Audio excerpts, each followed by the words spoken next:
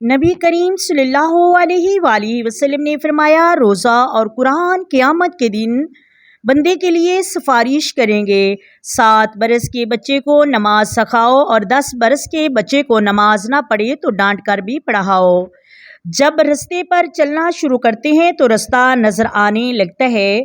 اپنے آپ کو خیالات سے بچاؤ۔ اپنی ضروریات کے لیے دوسروں کی طرف مت دیکھو۔ جس نے تمہیں پیدا کیا وہ تمہاری ضروریات بھی پوری کرے گا۔ کبھی بھی کسی خوشی کے جانے پر غم نہ کرو جو ہمیشہ کے لیے چلی گئی ہے، کیونکہ یہ آپ کے پاس کسی اور شکل میں واپس آئے گی۔ آپ کا رستہ اکیلے کا ہے، دوسرے آپ کے رستے پر چل سکتے ہیں لیکن آپ کے لیے اس پر کوئی نہیں چلتا۔